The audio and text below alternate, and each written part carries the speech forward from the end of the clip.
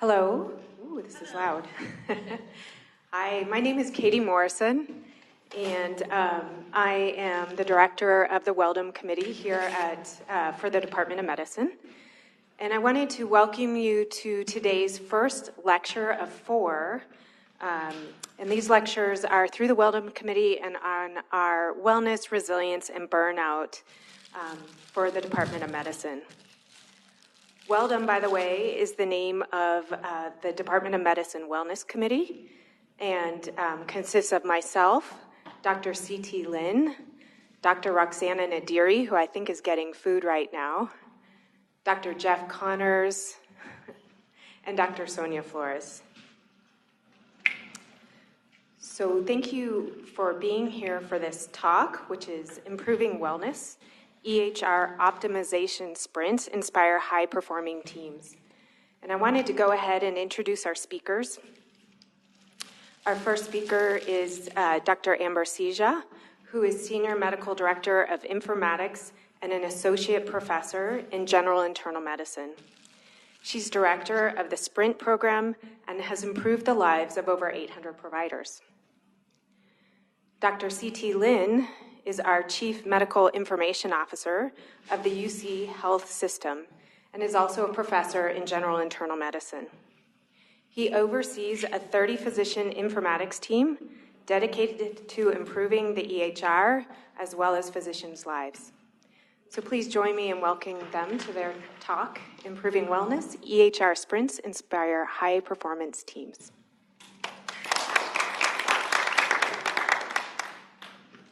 Katie. I'm obviously not Dr. Sija. She'll be up next. So we have some learning objectives. Physician burnout is real. Sprints improve practice efficiency. And we're going to spend the majority of our time talking about the outcomes of sprint and why a sprint is effective. And that Weldom, which Dr. Morrison, thank you for coining the term Weldom, wellness in the Department of Medicine, can help. And we're going to summarize at the end by giving you a number of actions that you can take to improve your own wellness and resilience going forward. So this is a curve, technology adoption curve that we personalized to the electronic health record, which is EPIC at our institution. I think you may have heard some of these quotes. I can't wait for EPIC. It's going to solve all of our problems. In 2010, before we implemented in 2011, I can't tell you how many times we heard, oh, these things are so broken, when we finally have EPIC, it's going to fix everything. And then after go live, hey, you know what, this is taking me a lot longer than it used to. I used to scribble on a piece of paper and hand it over and it was done, and now I have to log in. I don't even remember my password.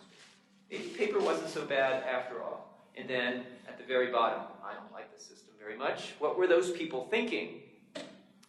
Over time, we believe that we create something called the plateau of productivity. After we bottom out at the end of the valley, we come back the other side and say, hey, I wonder what else we can do with EPIC.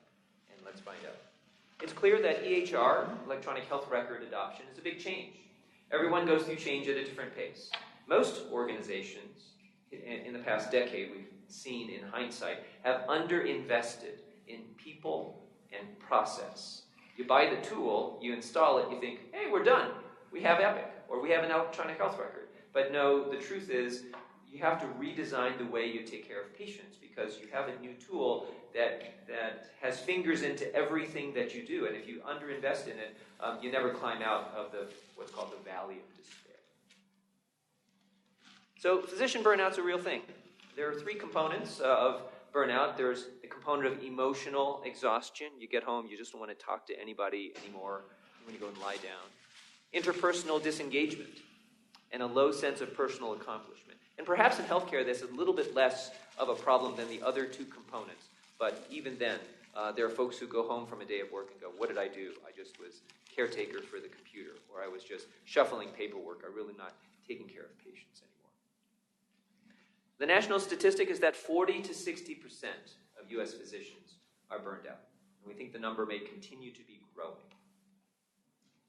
And the national stats also indicate that it's $500,000 to $1 million, the cost of lost productivity and the replacement costs of a burned out physician. Right? First of all, the clinician will cut back their hours, and then a clinician will say, I don't want to see as many patients, and maybe I'll work half as many hours as I used to, and all those patients can't be seen. And that's lost productivity. And then finally, when that person gets to, I'm leaving the organization, it takes months for that patient panel to establish with a new doctor. And the hiring costs and the education costs and bringing someone up to speed is quite substantial. So you may have seen some of these news articles. Death by 1,000 clicks. ZDogMD is on Twitter and on YouTube, and I can't tell you how many dozens of my colleagues sent me this clip about how much they hate the EHR. Why doctors hate their computers, an article from the Annals, from Atul Gawande.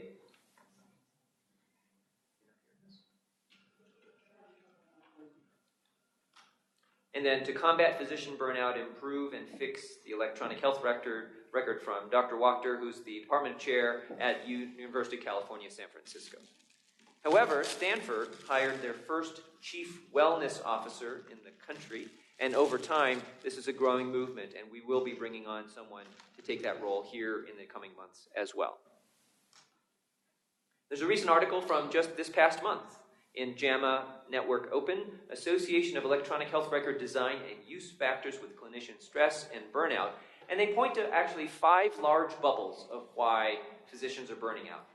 And they include lack of control of workload, ineffective teamwork, EHR design and use, yes, surely, lack of attention to work-life balance, and a chaotic environment. And the surprising conclusion, though, was that the variance, the EHR design and use, comprises 12% of the variation in stress and 6% in the variation in burnout. So clearly not the sole root cause of physician burnout. It's one component. So I like to use this as a framework. There's a burnout versus well-being framework. This is out of the New England Journal Catalyst.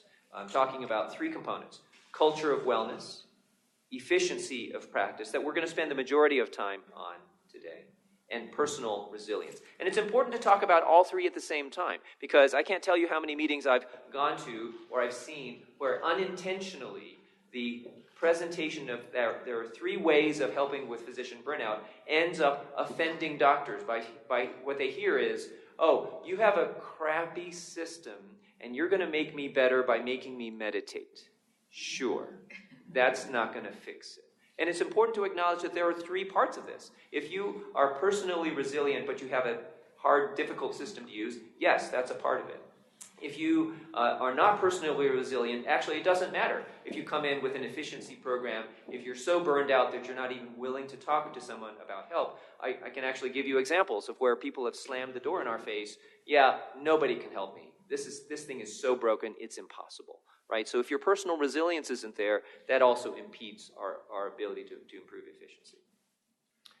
So we'll be talking in the coming months, and Dr. Morrison will help us lead through this, with Ballant and Compass groups, and having ways of having discussions at work about work, and trying to improve our mutual resilience through discussion. And it also turns out that mentorship, being either mentored or being a mentor, is protective against burnout. And then we'll also be moving towards increasing leadership support, effective communication, and transparency of efforts. That also leads to a better culture of wellness. We'll be making moves on all of these things. Furthermore, we'll be creating pathways for each of you to look at personal resilience. Some of you may have heard of HeartMath, which is an app on your phone that actually gives biofeedback. Muse, which now has shrunk these room-sized biofeedback devices that used to be $10,000. It's now about couple of $100, where you can put on a band on your forehead, and it tracks brain waves and can give you biofeedback. And then we also teach a course called Excellence in Communication that is also in your handout. There are courses we teach a couple of times per month that is no cost to anyone in the Department of Medicine to take. It's a 4-hour course on communication that also builds not only personal resilience, but improves your efficiency of practice.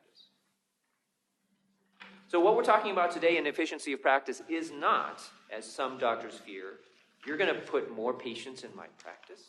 Right? No, we're going to continue with the same amount of clinical work accomplished, and our goal is to reduce the time and energy spent. And that's what we think the EHR Sprint team is about. So this is what we used to do when we optimized the electronic health record. Here's the monthly email from CT Lynn, and that automatically goes into the trash pile or the spam folder. Who has time to read about being efficient? I don't have time, right? This is ineffective. And this poor guy blames the computer, the room's not set up properly, the frustration of the clinician, unfortunately, often carries over into the dissatisfaction of the patient. And so we sat down and brainstormed. This is 2016 or so, where we sat down and said, hey, in addition to the widely disseminated optimization news, we've grown as an organization. When I started this job in 2001 in informatics, we were one hospital and about 40 clinics. We are now 12 hospitals and about 600 clinics across multiple states. So it's not possible to drive to and meet one-on-one with all the clinicians. We have over 4,000 practicing clinicians throughout the organization. So in addition to the widely disseminated news that we send out by newsletter, we have tips and tricks online, we do online webinars, we do lunch and learns. They're not very deep sort of interventions, and we thought we might switch it around and try a deep dive approach. What would happen if we reallocated some resources, some people, and their time, and sent a team in to optimize one clinic at a time for 2 weeks? And I'll turn this over to Dr. Sija to talk about the sprint team that we constructed. All right, thanks, CT. Welcome, everyone. Thanks for spending your lunchtime with us. Can you hear me in the back okay? Yeah? Okay. So this is, I'm just going to kind of pick up where CT left off, and I think you'll see this thread throughout our whole talk about this story about, it's not just about the efficiency of practice. There's so much more when it comes to wellness. I wanted to include our mission statement here, which we came up with within our first year of the program. We work with clinicians and staff to discover and improve the critical intersections between the EHR and clinical workflows to provide a more satisfying provider, staff, and patient experience. I want to touch on that experience. We decided from the beginning we were going to measure experience. We were going to measure satisfaction. We were going to measure joy of practice. We didn't start out saying we are going to save each of you 10 minutes per day, 30 minutes per day, 1 hour a month. We said we're going to change the experience, and I think that speaks to these three domains of wellness. And thanks to Patrick Nealon, who's no longer with the organization, and CT, he's telling me to be louder, for coming up with some of the thoughts of measuring this stuff early. So this is where we were going to begin at this time. 2,000 providers, where do we start? Could you start by specialty? You could also look at starting by everyone's efficiency data and saying, wow, the people that really don't type well, we'll go and help them. Or the people that are really good at Epic, we're going to go help them and make them a little bit better so they can teach the rest of their clinic. Where do you begin? That's the question. With a program like this and as broad of an organization as we are, where do you start? So this is what we chose. We chose a clinic that has very strong leadership, dyad, in the outpatient setting, and we said we'll pilot in endocrinology. So in 2016, with no money, we borrowed analysts, we borrowed trainers, and CT called me at 8 o'clock on a Monday morning, asked me to be there at 8:30 and sprint endocrinology. So I did. It looked very different. And I can tell you, we showed up and we got a lot of suspicious looks, right? I mean, the cynicism that you can have when culture is not good is pretty high. So a lot of people are like, what are you doing? This isn't going to help me. What are you coming in to show me? What are you asking me to do? And really, we're like, no, we're really here to help. The NPS, or Net Promoter Score, when we walked into endocrinology and we said, how likely are you to recommend the Epic EHR to your colleagues? We asked endocrinologists this question. The range is -100 to +100. We got a -44. I can tell you a clinic that I sprinted 6 months ago that had a -65, right? They were not happy with the EHR. So that's what we got as a pre-sprint NPS rating, and I'll talk to you about data a little bit later. So after we sprinted 2 weeks in a clinic, 2 weeks, they said, wait, you're leaving? You're here now I know why you're here. I should have engaged on Monday instead of waited till Wednesday of the first week or Thursday of the last week. And their scores for the EHR, how likely are you to recommend this EHR, went from -44 to 0. Any positive score is good, but moving at 44 points is really good. The interesting thing was on the staff side, burnout was increased. And I'll tell the story of why we think that might have happened and what we changed and iterated in the program to help that. And we still had no funding. So at this point, we had borrowed these resources and we were done with endocrinology. Now what do we do? And honestly, it took us about 4 or 5 months to steal resources again and sprint 96 providers in the neurology, neurosciences area. So it took a little while. I'm going to fast forward you about 6 months when we did get funding, right? Because that's the boring part of the talk, is how you wait for funding and try to get funding, right? So we got funding, and not only did we get funding, we were pretty lucky. We didn't have this many people. We weren't 11 members at that time. I think we were probably 8 or 9, but that's pretty lucky in terms of funding. What is the sprint about? It's a 2-week on-site per clinic event. So sometimes we're there for 1 week, sometimes we're there for 4, but most clinics are 2, just depending how big they are. Neurosciences was huge, so we were there for 4. We do a deep dive into their workflows. Again, we're not coming in to tell them what to do. We're saying, where are your pain points? What is making you not like clinic? And we're going to help you with that. And then we do rapid cycle improvements, and you'll see a little bit how we iterate as I move on. So what were the important points? How did we end up getting 11 members funded, and later, just this past May, 2 teams, so 22 people funded to do this kind of work? A couple of our keys were strong leadership. So CT, I love this quote. He says, people say to him, oh, you have to eat your own dog food. Like when they realized that he actually practices, they said, oh, you have to eat your own dog food. I didn't realize you have to use the EHR. I thought you just sat in an office and got to instrument it from far away. But it's really important to have a good physician leader for empathy, for understanding the lingo, the clinical lingo behind what they do, and really focusing the trainers and the whole team on what this clinic is about. So currently I'm in pain and spine right now. Actually, we're running a sprint as we speak. We started yesterday. And I went in right away, and up on the wall, I write, this is the difference between a PM and our doc and a neurosurgeon. And this is what they see, and this is what they do. And so when the trainers go to work with them, they already have a sense of who they are and what they do. And that's really helpful. We get asked by outside organizations. We've had about 10 outside academic centers replicate our program in their settings, and many of them say, do we really need to pay for a project manager? That's as simple as I'll say. I mean, I cannot even speak the praises enough of a project manager. As physicians, this is not where we excel. We don't excel in organization and setting up meetings and Skype links and that sort of thing. We need someone to set that up, not to mention saving conference rooms and making sure that lunch is ordered for the talk and those sorts of things. So we need a project manager. So this is really the meat and potatoes of our program. So I'm going to spend a few minutes here. This really is what Sprint is. We take 90 days before a clinic, and sometimes 120 days before we enter a clinic, and we try to get to know them a little bit. So we have set agendas, but we leave it completely open to questions. These are completely interactive meetings where we say, at 90 days out, you're going to need to block some physician schedules. Here's a template of how to do it. Just fill in people and email it back to us. And make sure you block their schedule on their webmail calendar and in their Epic calendar. We talk about things like who's going to be the physician leads. When we run into trouble, can we go grab Paul Menard-Ketcher and ask him to tell his colleague to get on the stick and start doing stuff? And he becomes the content lead, right?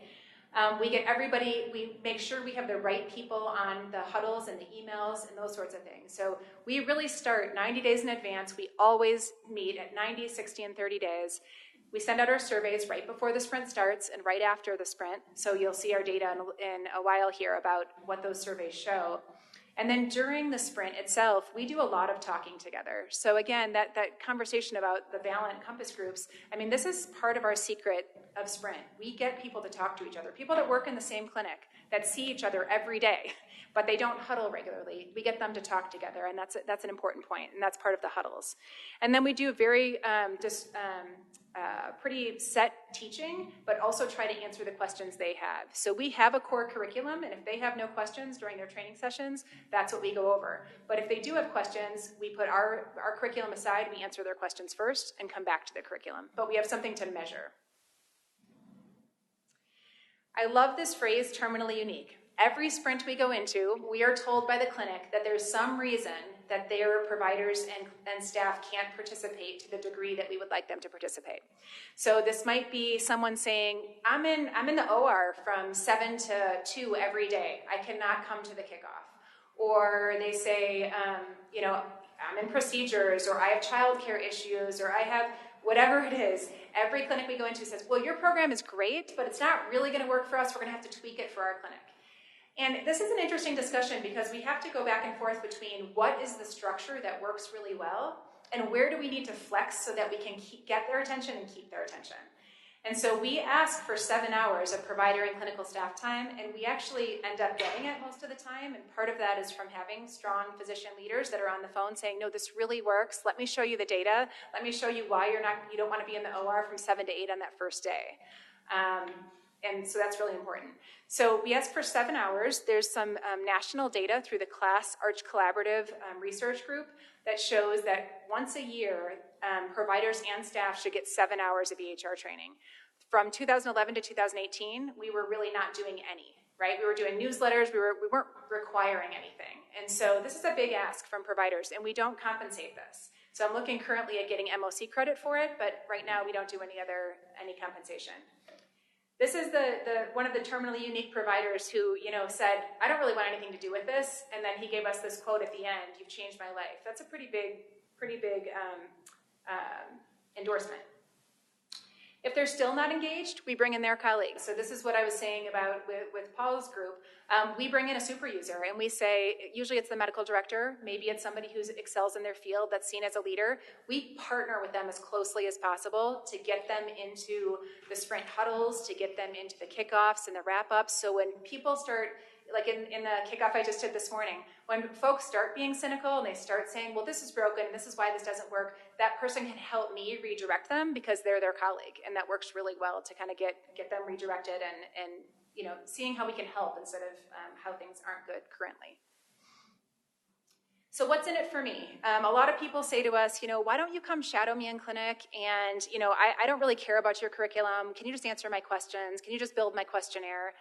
That does work to some extent. We do want to answer their questions, and that's where the flexibility comes in.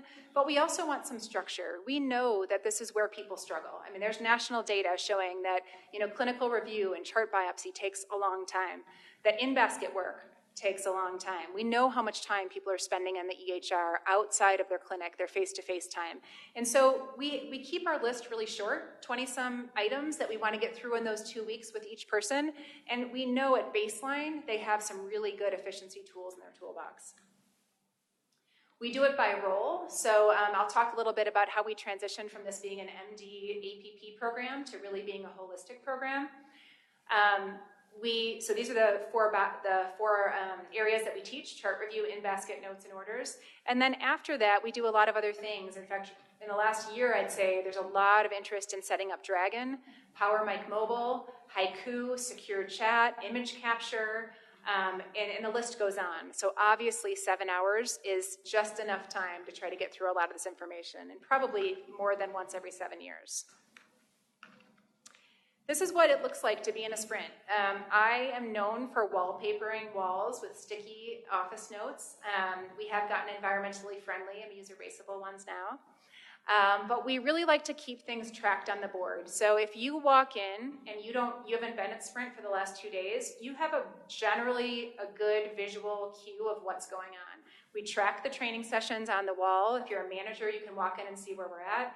If you're a doc, you can walk in and maybe feel embarrassed that you've not attended anything yet, right? Because you can see that from looking at the wall.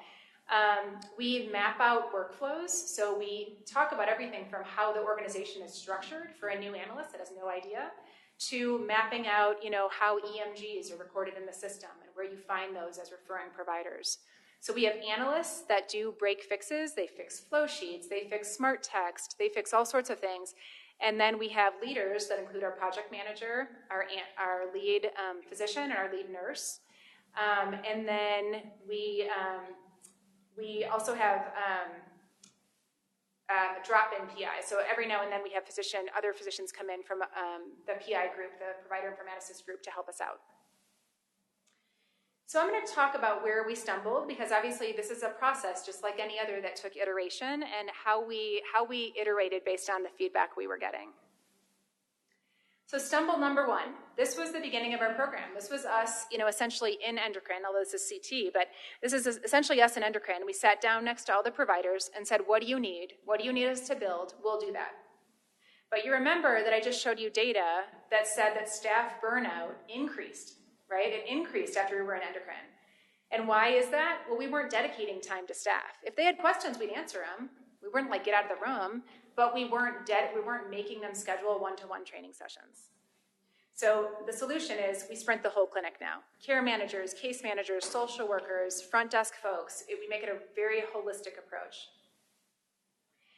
The stumble number 2 is we went in with that practice efficiency mindset, right? You remember those domains that CT just showed where you have practice efficiency, the practice culture, and then you have resilience. And so we were teaching tools, right? And that's it. Then we started putting a lot more emphasis on teamwork. We started saying at the 90-day pre-sprint meeting, do we have a lead MA on the phone? Because we hadn't up till then. Do we have a lead nurse on the phone? Are there athletic trainers in your clinic? Oh, so you don't have MAs, you have athletic trainers. In psychiatry, there's no MAs, they have residents, right? So do we have the chief resident on the phone, right? Who are the right people? So back to this question of people and process, we needed the right people and the right process to be in place and not just the tools. So this is what we found after, I think this was about our first 6 or 7 clinics. We found that teamwork metrics doubled after a 2-week sprint. So in 2 weeks, people felt like they could work with their colleagues in a better way than they could 2 weeks prior. That's a pretty amazing increase for a 2-week intervention. The staff, this is still kind of legacy data from when we weren't directly teaching staff to when we were. So since this time, this metric has increased even more, and I think at our staff scores were probably about 25 points between beginning, pre and post sprint. So this is the part of the solution that we're really focused on at this point, and that's high-performing teams. High-performing teams are really self-organizing teams that are not managed from the top down. They're managed within. So I'm going to give you a couple examples of this. I've talked a little bit already about some of these things, like flexibility versus structure. Empowerment, I think, is a big one for our sprint team. CT does a good job of saying to myself and Katie Markley, who runs the community sprints, go ahead and sprint them. Like, do what you want to do, and let's see how it goes. And we stumble, and things happen that are good, things happen that are bad. We iterate. So from that standpoint, as physicians, we already have some leeway. Katie and I say to the program managers, how do you want to run these 90-day meetings? What went well? What didn't go well? Do you want to switch the agenda around? Do you want to put that at 60 days? They just run with it. They make their own agendas. They check in with us and say, hey, just so you know, it's going to look a little different. We meet together regularly to discuss those things. The trainers recently decided we really don't pay attention to PARs at all. We don't do anything with the PARs. Maybe we should.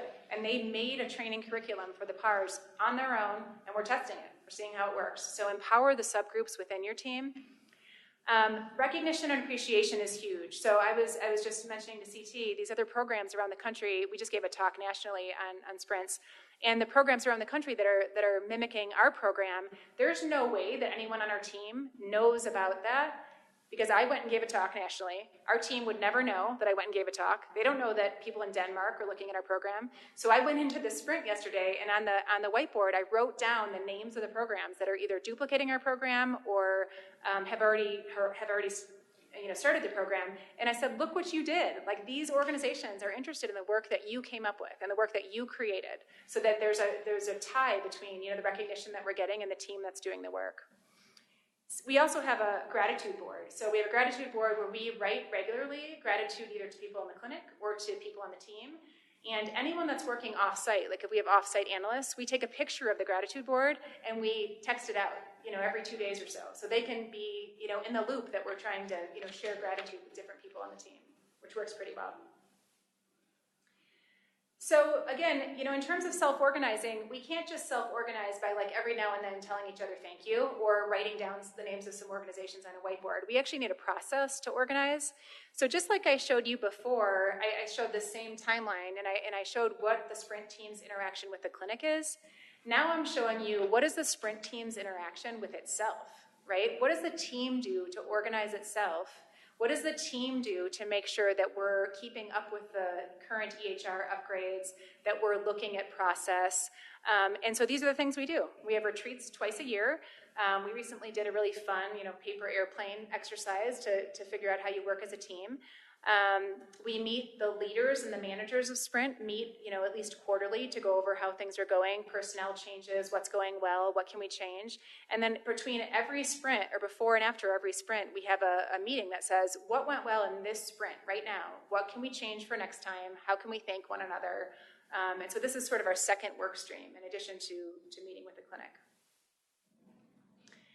A lot of people say, why don't things work this easily when I submit a heat ticket? A heat ticket is our system of like the help desk. If I call the help desk and I say, I want a new flow sheet built, it might be 2 years before that flow sheet's built. Sprint team can get it built in 2 days. Why is that? We've centered ourselves in the organization in a way that, well, for one, we've developed trust with the organization. So people know that we're reliable, that we know what we're doing, that we're talking to people and have the voice of the end user when we ask for certain things. And we've sort of centered ourselves in the middle of operations and the lab and hardware and our colleagues at North and South to be really in a spot where we can affect change after we develop that trust quotient with them. So we build and repair things for everything from billing to regulatory to different Epic applications, and it's a really nice feeling and pretty satisfying to the clinics. So this is an example of how we go from being a high-performing team and a self-organizing team to inspiring others. So I used to give all the wrap-ups, or I still give most of the wrap-ups in the clinic myself, but as many times as I get the opportunity to when there's a strong medical director, I said, you want to do the wrap-up?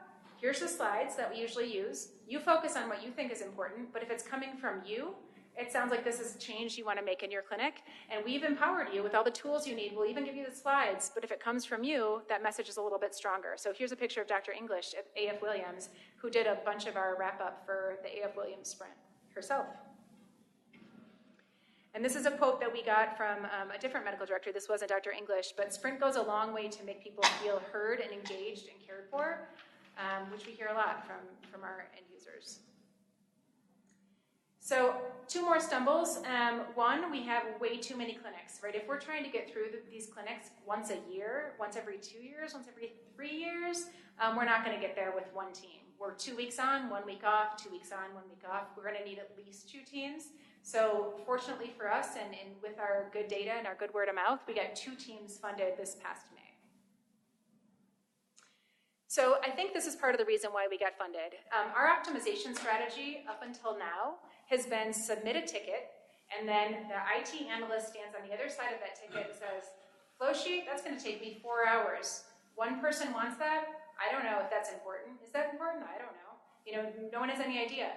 What happens with the sprint is now we've touched 800 providers. If they're all complaining that their comm management section, their letters to referrers are messy, then we need to do something to fix it. We hear that over and over again, and it becomes a very high priority for the organization, and it's coming directly from the end user. It's not waiting for the squeaky wheel. So I think this is part of the reason why we were successful in getting a second team, is because we're listening so much to the end user, and then obviously we're providing training at the same time. Last stumble is, how do we keep up? How do we keep up with the upgrades? How do we keep up with changes in healthcare, value-based care, practice transformation, patient engagement with questionnaires and those sorts of things? Sprint has only helped with this because the Sprint team can come in and say, you want to do telehealth? This is what Pain and Spine just said. We really want to push telehealth for these few initiatives. So we go in and show the provider how to customize certain things in their navigator so that they're ready to do telehealth when the patient is ready to do a telehealth visit. So Sprint is a great way and a great mechanism to start getting some of these processes moving. So did we hit our target? This is our metrics, and I only have a couple of metric slides here. These are, again, Net Promoter Score. So just as a reminder, how likely is it that you would recommend to a friend or colleague?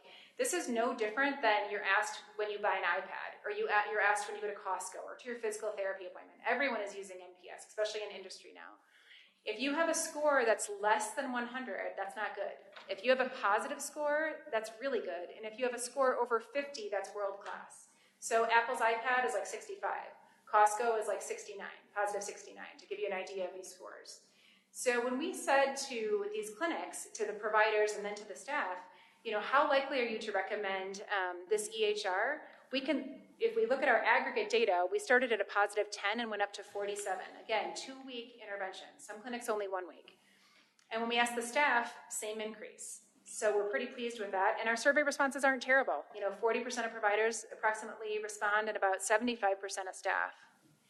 When we ask how likely are you to recommend a sprint, we're achieving scores that rival popular products, like I was just saying. So 62 for providers and 65 for staff. Burnout. So we have iterated our surveys just like we've iterated our program. So originally we asked a couple of burnout questions, then we went down to the single Maslach burnout question, and now we asked some wellness questions. But in each subset, we kept that question for at least, I'd say, 6 to 10 clinics, so we have a fairly good amount of information. This was one of the earliest metrics we got, which was a 5% decrease in burnout. We've seen as high as 9% in staff and 7% in providers. Again, with a short intervention, pretty excited about that data. Now we're looking at Brian Sexton's wellness data, and we're asking about, not only about burnout, but about, are you not thriving in your day-to-day practice, clinical practice? And we're asking about poor emotional recovery, and those each have 4 questions that speak to, an end user's emotional recovery. So our numbers aren't high here yet because we just started doing this about, I think, like 2 or 3 months ago. But they're growing, and they're at the end of every sprint, they're going in the right direction. So interestingly, I saved my time slide for the last slide, and I'm going to explain why. We get these quotes all the time. You've made me a better mother. I get home in time for dinner with my family. I'm no longer seeking early retirement to escape the EMR. I'm spending more time with my husband. I'm not staying up at night. I mean, the list, we have lists of quotes, which we also tend to post in the sprint room. The reason I put the 16 minutes of time savings here, we started working with the Data to Navigation Lab, and they're helping us look at time metrics. And this is only one clinic. This is Lone Tree Primary Care, and we sprinted them last year. Just no matter what their FTE was, so this is FTE agnostic, they were saving 16 minutes a day. I put this on this last slide, again, to reemphasize, if we are just looking at a time savings, if we're just looking at the number of patients that we see every day, then this program may or may not be successful. But we're looking at the culture of the practice. We're looking at joy of practice, wellness, efficiency, and sometimes wellness and how people look at the EHR is not just about how much time they spend. I'll give you an example.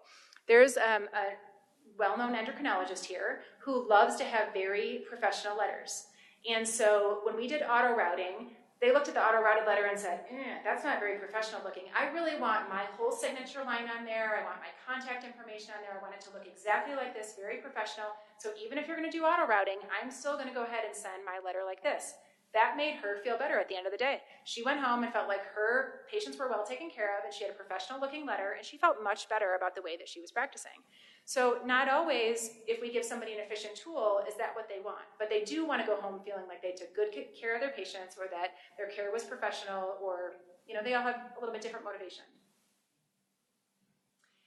Here's a couple of other quotes. I would say your efforts are nothing short of a miracle, except that I watched what you do day in and day out. The reasons come down to hard work and a desire to make things better. I think this speaks to that common purpose part of a high-performing team. It's very easy to get our sprint team to buy into making people's day better. If we say to our sprint team, to our trainers and our analysts, we want providers to feel better, so patients feel better, they buy in. Dr. Edmundowitz said this is the best program UC Health has ever offered to help clinicians provide more efficient and better care. It will also improve our communications with referring physicians and prevent physician and APP burnout. So both on the primary care as well as the specialty side, we've had some good feedback. So here's our lessons learned. Pick the right individuals. Again, that back to people and process. Sprint the whole clinic. That's the process part, not just the providers. We know that sprints reduce burden and burnout. Sprint inspires teamwork and optimism, and it's important to build and maintain a high-performance team in order to keep programs like Sprint alive. This is our paper. I think you all got a copy of the paper that we published this past year in May at Mayo Clinic Proceedings.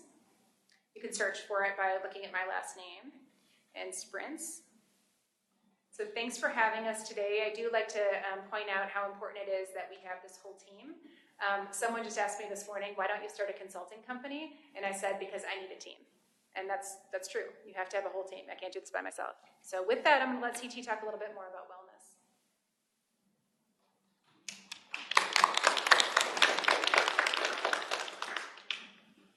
So I hope you'll agree that we've covered that physician burnout is real, that sprints improve practice efficiency, and that Weldom can help. And I'll just wrap up with a couple of items. Also in your handout, you'll have the email addresses of all the members of the Weldom team, and that there are quite a few activities on campus that you can take advantage of as a provider, as a member of the Department of Medicine, in terms of taking bias reduction training, viewing the newsletter that we're assembling, maintaining an exercise or mindfulness practice. We will be setting up opportunities for heart math and Muse biofeedback sessions. We have a number of devices that will allow for folks to borrow with a deposit and then possibly purchase if you want to move forward with it. We have a number of resources on campus with the Health and Wellness Center. There's a community resource center in the community, and then also the Integrative Medicine Clinic. And we will have additional lectures coming in the next several months, so look for opportunities there as well. And thank you. Yeah. Driving Culture Survey, September 15th. Come up here and talk about it. So Roxana Nadiri is going to come and talk about the survey, please. Hello, everyone. I'm Roxana Nadiri, also on the Weldom Committee. As you all should have received in your inboxes through the Department of Medicine, we've all submitted or released an email to our faculty, staff, and fellows, and a specific link for residents only for a Department of Medicine Thriving Culture Survey that is similar questions to what Dr. Seha alluded to that has been asked in Sprint, but we're actually one of the first kind of departments of medicine nationwide to be performing this scale of Thriving Culture Survey and obtaining those metrics as a baseline as we do these department-wide efforts to kind of improve the wellness and culture of wellness on this campus. So I ask, if you haven't already completed the Department of Medicine Thriving Culture Survey that you should have received in your inbox, that you complete it before September 15th. That is the date that the survey will be closed. If you have not received that survey link within your own in-basket, if you're a faculty, staff, and if you are a resident and you would like that link sent to you, feel free to email weldom@ucdenver.edu. I will happily send you the appropriate link. Thank you, guys. All right. And so I want to thank our co-presenters, but this is our first wellness talk. Thanks very much.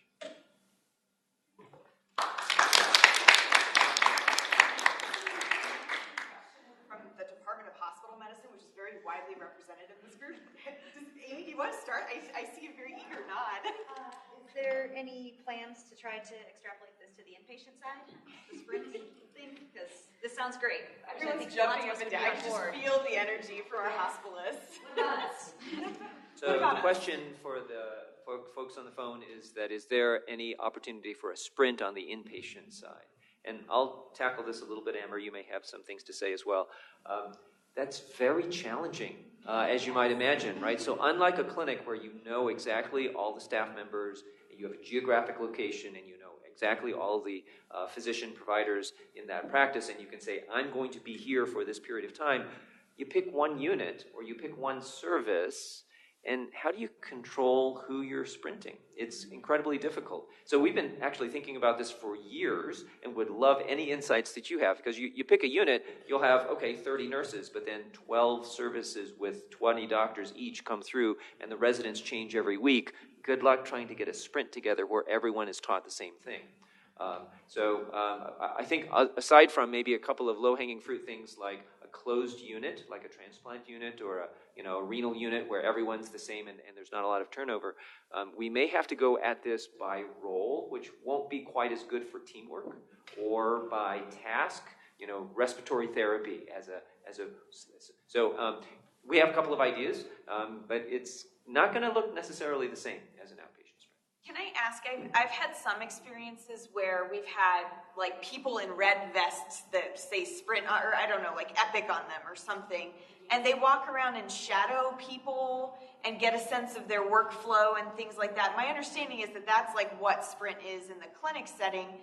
Is there a role in having a much micro scale of that, like shadowing a team and understanding those players to figure out the inefficiencies on a more micro scale in the hospital? So the question is there a way of constructing a micro-scale sprint at an individual shadow level?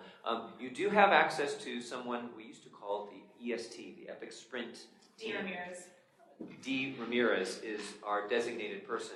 It's not a team. It's one person who rotates through inpatient. That when you call the help desk, you can actually say, "Can I talk to the rounder? Can I meet the rounder on a certain day at a certain time?" And you can do that. That's available to you today. This rounder's main job is to walk every floor and talk to people. And you may have missed this person, but over time, that's something that you can actually make an appointment and say, I have something I really want to talk through or have someone shadow me, and that's available to you now.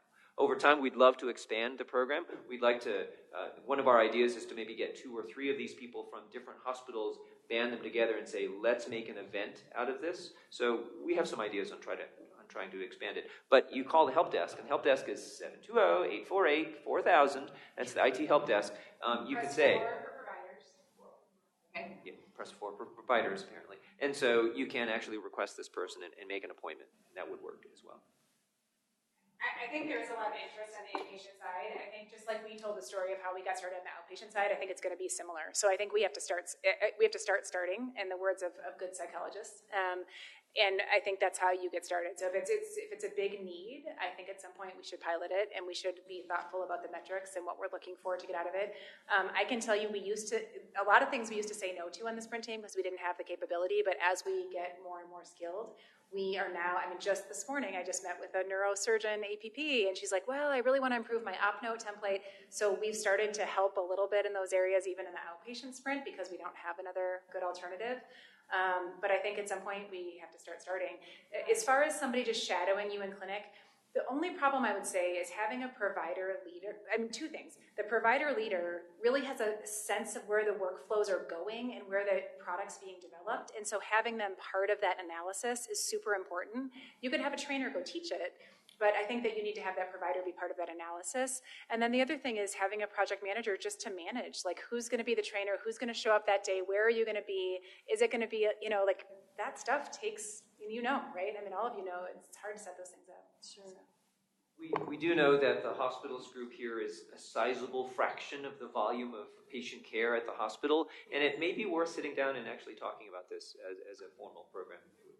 And I think what we would like to know is, what do you need from an IT? Like, what does IT need, or what would be helpful from a manpower standpoint from hospitalists that, So I think you just need to be clear in the expectations. If the goal is to do, you can do a lot without an analyst really at this point. You can do a lot of note templates and order panels and lots of different things like that. You could start with a training-only session that has a couple of good physician leaders and a couple of trainers, and I think you could get a fairly good sprint out of that.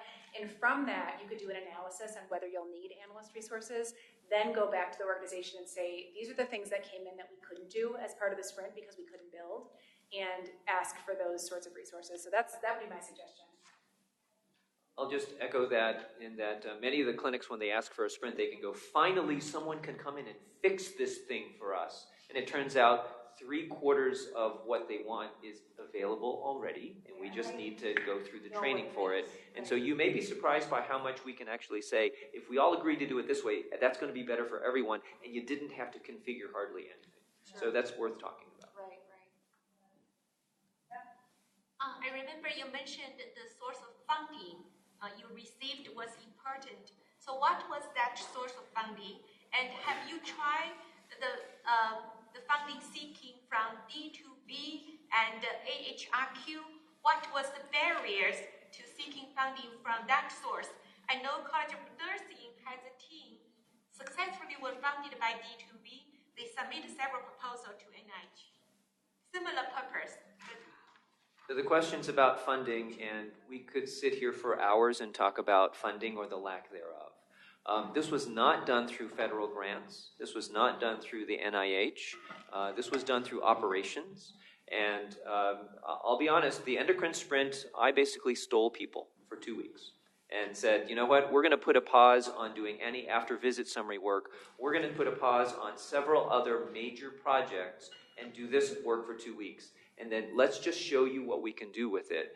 And as you saw, we were about to get shut down. Hey, your 2 weeks are over. Well, let's put everyone back to their regular jobs. And then it was actually very, very graciously the chair of endocrine who spoke to the Department of Medicine chairs. And then suddenly every department chair wanted a sprint, and the CEO couldn't turn that down.